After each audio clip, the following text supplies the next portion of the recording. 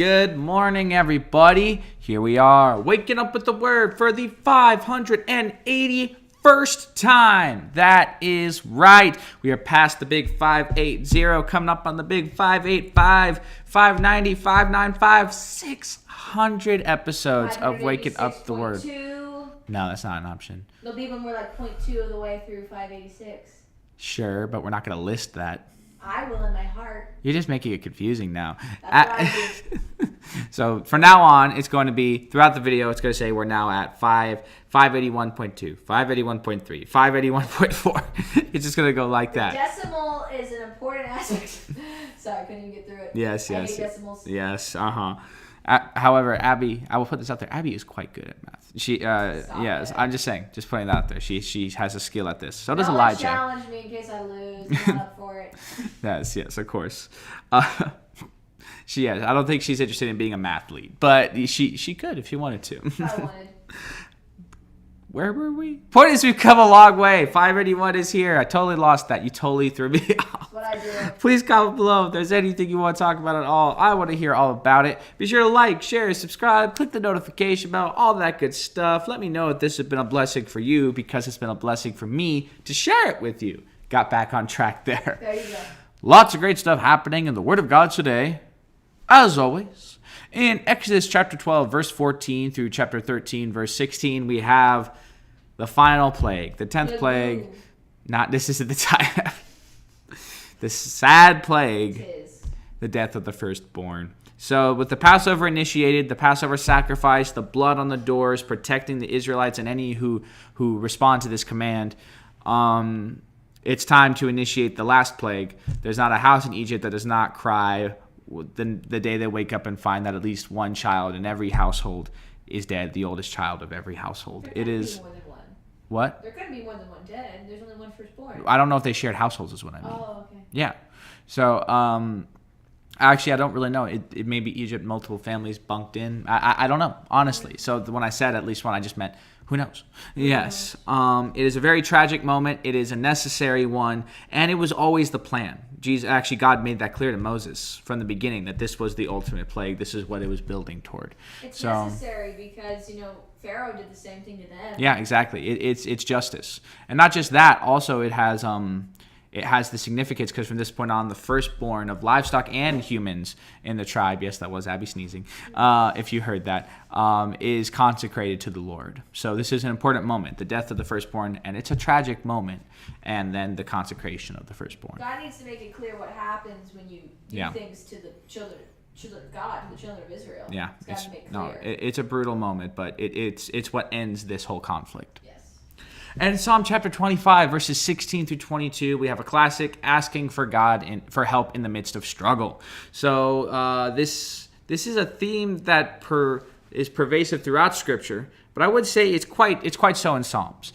David went through a lot of stuff, both in his faithful times and in his not so faithful times. He went through a lot of stuff, and he needed the Lord. He knew that. I would give him a solid 98% of the time. He knew that he needed the Lord. And that's better than a lot of people can say. People need the Lord. Yes, people need the Lord. David understood that. And these Psalms not only serve as a peek into his mind as he went through his struggles, but they serve as a reminder for us that without the Lord we are nothing. We need to call out to him for help. And in Proverbs chapter 6, verses 12 through 15, we have some advice about the wicked man, what this person looks like, how not to be this guy, how to stay away from this guy. Don't be this guy. How to dress like this guy. No, actually, don't do it. That actually doesn't come up. Yes.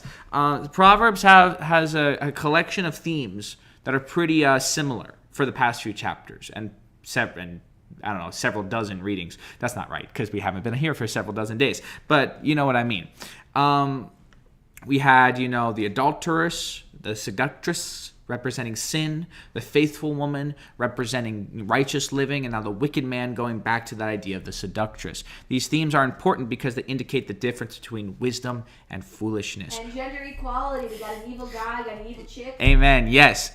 Women and men can be evil. Never forget that, people. Yes, you heard it here first. Equality. Evil all around.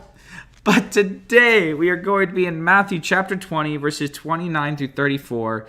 And this is a very cool miracle from Jesus. I mean, you already he's done it before. He's restored sight before to the blind. But this moment, the coolness really comes for the people asking for the miracle. These people are inspirational to me.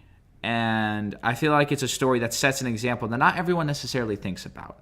It's easy to just say, oh, another cool miracle. But there's something more going on here that I really appreciate. And I want to draw interest in. I want to, what's the word I'm looking for? I want to draw your attention to. There it is. Yes. Abby's doing this. Draw you in a bit. Yes. So please join me in Matthew chapter 20, verses 29 through 34.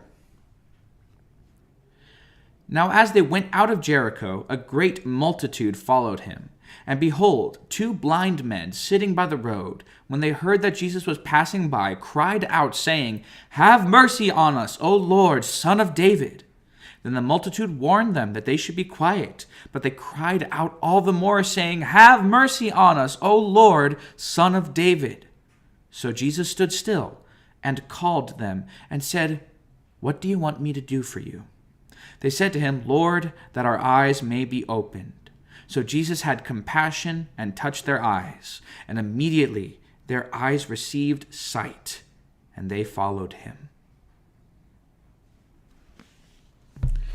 I just love these guys. There are 2 miracles where the miracle is amazing, but I'm almost more impressed with the people involved. Mm-hmm. This one and the parable of the lame man being lowered through the roof. That story is always somehow spoken to me as a story of friendship. Yeah. These guys who would do anything for this guy, even tearing apart Peter's roof and dropping him in. Maybe they're contractors. Who knows? Maybe they knew. Maybe they built the house. They're so different. The 2 blind men are so different from the lepers. Yeah, it's the same thing. Remember, there's a story of the lepers where most of them don't say thank you. Most of them leave and don't care, except for the one guy.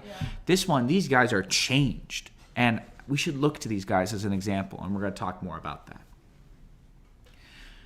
These men are, in my opinion, 2 of the greatest examples of shameless and unhindered faith in all of Scripture. First of all, since they were blind, there is no way they could have ever seen Jesus perform any miracles, so they must have heard about the miracles from a second-hand account. Next, despite the fact that they had most likely no personal experience with Jesus and could only go on the testimony of other people, they had complete faith that Jesus could restore their sight, and without hesitation called out to him to ask him to do so. Lastly, even though the crowd tried to shut them up, even though everyone tried to shame them into silence, which would have made them miss out on their opportunity to receive their sight and demonstrate great faith, they persisted in calling out to Christ. They didn't give up. They didn't let anything slow them down. In fact, they just kept yelling louder and more unashamedly than before. The way I see it, these men had faith so great that they were willing to take the kingdom of heaven by force, just like Jesus calls us to. Could we be as unashamed as these men?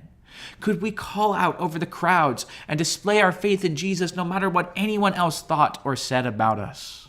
Could we be forceful and determined as we reach out for Christ and use that same energy as we share him with others, even if many people reject and despise us? I want to be like these men. I want to be bold and fearless for the sake of the truth. I want to reach out and grab hold of Christ every day and declare him loudly to the whole world, no matter who tries to silence me. That is what I want for me and for you. And I hope we both live up to this example every single day. Please pray with me. Dear Father in heaven, thank you so much for this day. Lord, I pray that we be as desperate and hungry for you as these 2 men were. They knew you that you could restore their sight, but it wasn't just that, Lord. As soon as their sight was restored, they followed you. They wanted you to begin with, and they didn't stop pursuing you even after they received the gift of their sight. They had fearless faith, unashamed, completely bold for you, no matter who tried to silence them. And I pray that that will be us. I pray that as we reach out to you, as you continue to bless us, our desire for you will just grow. That even as the world seeks to shut us up, to keep us quiet, we just yell louder. We declare you louder and more clearly for everyone to hear. Help us to be like these two men and be completely unashamed of our faith. In Jesus' name I pray. Amen. Well, that got deep. Thank you, Abby. Yes. Some powerful stuff there, bro. Well, thank you, Abby. That was 581 episodes of Waking Up with the Word. That's pretty awesome if you ask me. And yes, there is that angle that you could say, well, they wanted their sight restored. But think about it. Like I said, they followed through. They didn't run away like Abby pointed out already with the lepers. That's what sets these guys apart. They experienced this miracle and it made them follow him for even longer. They didn't turn away. They wanted him to begin with and they wanted him even more after the miracle. That's what happened. And I just want to be like that. God has blessed me in so many ways. And whether you realize it or not, he has blessed you. So we shouldn't let those blessings slow us down. We shouldn't be like, oh, I'm good. I've already gotten what I wanted. We should move with even more boldness with each miracle, with each blessing, with each good thing that God does in our lives. We should keep moving forward. And even through the struggles, that's what's going to get us through it because we remember what God has already done. So pursue Christ like these awesome guys did. Please comment below if you want to talk about this or anything else in Scripture. We will work through it together. Be sure to like, share, subscribe, click the notification bell, and keep working on Proverbs chapter 3, verses 5 through 6. Trust in the Lord with all your heart and lean not on your own understanding. In all your ways acknowledge him, and he shall direct your paths. Can't beat it. Join it. Yes, exactly. If you can't beat it, join it. In this case, honestly, can you think of a more succinct way to put it? It's as simple as that. Trust in the Lord with all your heart. Don't trust yourself. Follow him. Acknowledge him. He'll show you the way. It's like, essentially, God is everything. You are nothing. Once you acknowledge that, you gain everything. Isn't that incredible? It's a great, obvious risk-reward system. Yeah, exactly. But it's as simple, because the world will tell you, it's you. Rely on you. You can do it. Believe in yourself. Can I not do it? Sorry, no.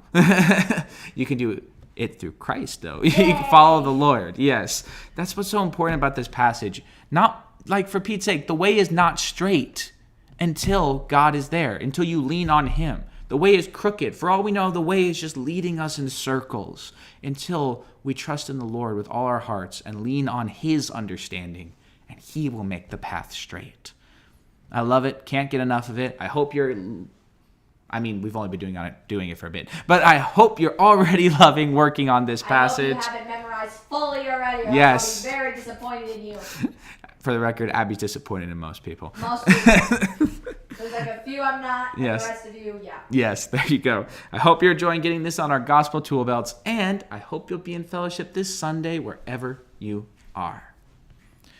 God bless you all, and have a blessed and wonderful day.